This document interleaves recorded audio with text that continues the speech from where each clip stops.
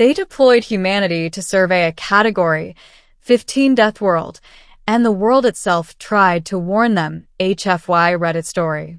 The Interstellar Survey Coalition had a saying, if the probes survive, send the drones. If the drones survive, send the scientists. If the scientists survive, call it habitable. Category-15 worlds broke that rule. Category-15 meant extinction-grade volatility, tectonic instability measured in centuries, atmosphere chemistry that chewed through alloys, biospheres that treated radiation as a food group. They were the kinds of planets that showed up in cautionary lectures and memorial walls, not colonization briefings. And yet, when the long-range gravimetric arrays detected a persistent anomaly orbiting an orange dwarf in the Perseus Spur, the coalition did what it always did. It formed a committee. The committee argued. Then it voted to send humans. Humans had a reputation. They weren't the strongest or the smartest species in the coalition, but they were adaptable in a way that made statisticians nervous. They called death worlds home and put warning labels on things like vacuum and magma as if those were mild inconveniences. When the anomaly, dubbed Enoch, continued to broadcast a rhythmic, planet-wide resonance that defied natural explanation, the coalition's logic was simple. If anyone could walk into hell and come back with notes, it was humanity. The survey ship Pilgrim's Wake arrived after a 7-month jump, carrying a mixed-species oversight crew and a human survey team led by Dr. Mara Keene. Keene was a geophysicist by training, a survivalist by necessity, and famously unimpressed by bureaucratic optimism. She stood on the bridge as Enoch rotated below, a scarred sphere of rust-red continents, blackened seas, and storm systems that crawled like living things. Category-15 confirmed, intoned the ship's AI.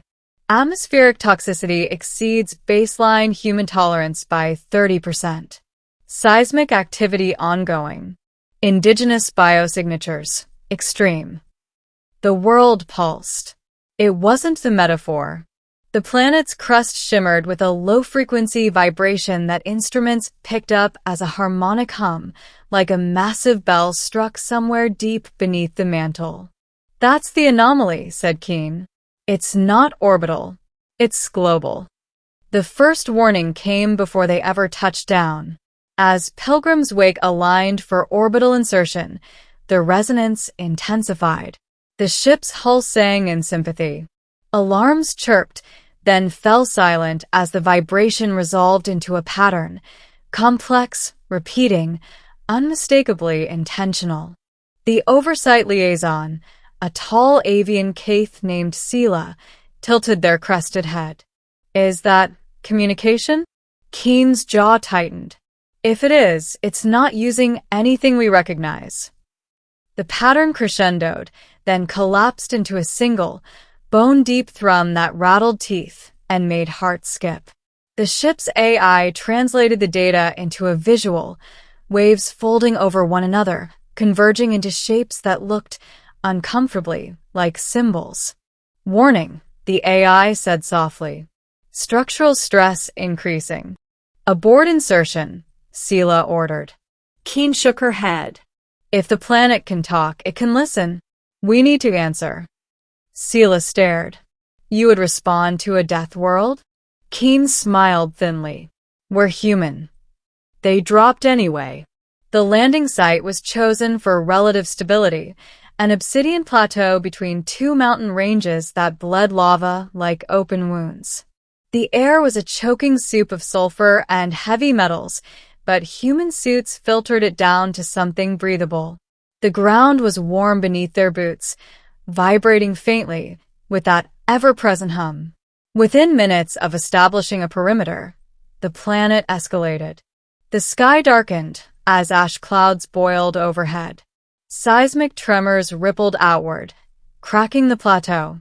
From the shadows of jagged rock formations emerged life, massive, armored quadrupeds with crystalline growths along their spines, eyes glowing with bioluminescent heat.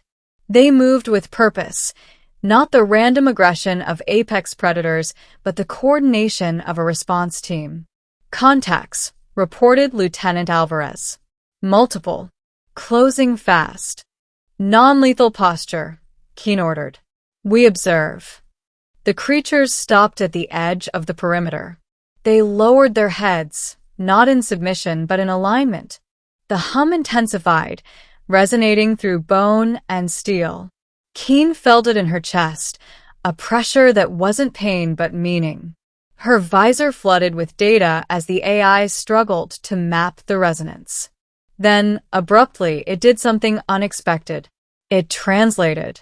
Not into words, exactly, but into concepts, compressed packets of sensation and intent.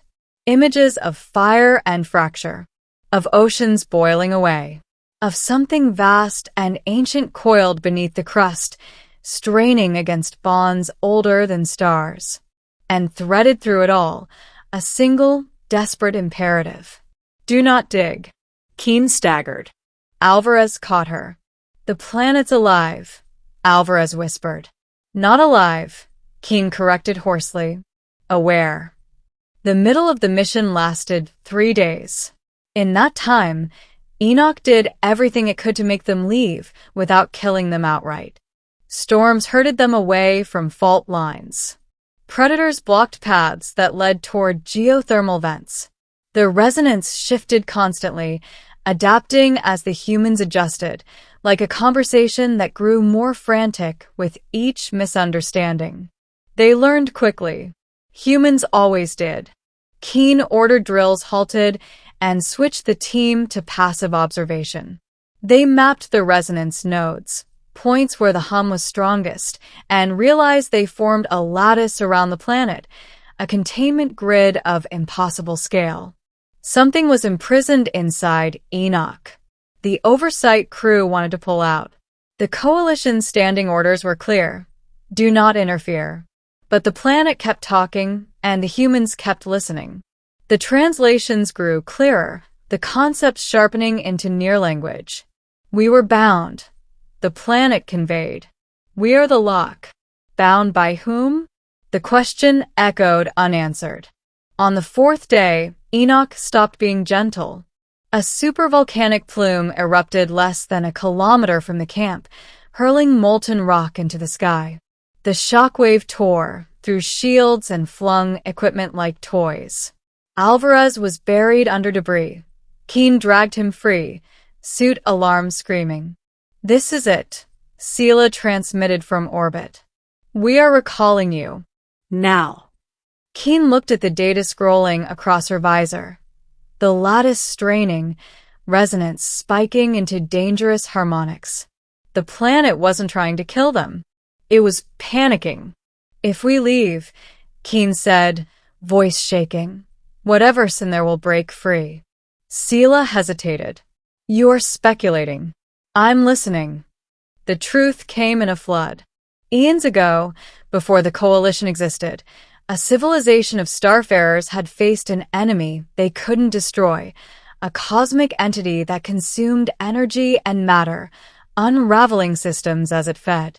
Desperate, they did the unthinkable. They collapsed a planet around it, engineered a living world whose tectonics, biosphere, and magnetic fields formed a prison. The planet was given awareness, so it could maintain the lock. Enoch was that prison. And it was failing. The resonance lattice was degrading. The anomaly that drew the Coalition's attention wasn't a signal meant to attract. It was a distress call. The ending began with a choice. Keen transmitted everything to orbit. You can leave, she told Sela. But if the lock breaks, it won't just be the system that dies. Keen transmitted everything to orbit. You can leave, she told Sela. But if the lock breaks, it won't just be the system that dies. Sela was silent for a long moment. The Coalition cannot authorize. Then don't, Keen snapped. Humans don't need authorization to help. The plan was insane. It involved human engineers, alien oversight, and a willingness to do what the ancient builders couldn't. Instead of reinforcing the prison from the outside, they would share the burden. Humans were uniquely suited for it, not because they were stronger, but because their biology thrived on stress. Their nervous systems adapted. Their technology favored redundancy and repair over elegance. They could become part of the system without breaking it. They anchored massive resonance stabilizers into the lattice nodes, devices tuned not just to the planet's frequency, but to human neural patterns. Volunteers, every single member of the survey team, linked their suits and minds into the network. Keen felt Enoch feel her, not as an invader, but as a partner. The hum deepened, steadied. The supervolcanoes calmed. The predators retreated. Beneath it all, the imprisoned entity howled, a sound that bent space and made stars flicker. But the lock held. Hours passed, then days. When the network finally stabilized, when the lattice glowed with renewed strength, Enoch spoke again, not in warning, but in something like relief. "You stay," it conveyed. Keen closed her eyes. "We'll rotate teams. We'll teach others how to listen. You won't be alone again." The coalition reeled when the report hit their databanks. A Category-15 Deathworld that was also a sentient prison. Humans volunteering to integrate with a planetary defense system older than recorded history. It sparked debates, treaties, and fear. But it also sparked awe. Enoch was reclassified, not as a death world, but as a guardian world. A joint human coalition outpost was established in orbit with strict non-extraction protocols. Humans became the keepers, the translators, the ones who sat on the edge of the impossible and said, "We've got you." And far beneath the crust, where an ancient horror strained against bonds renewed by stubborn, adaptable minds, the planet hummed, not in warning anymore, but in harmony. They had deployed humanity to survey a Category-15 Deathworld. They had not expected humanity to listen when the world begged them to stay.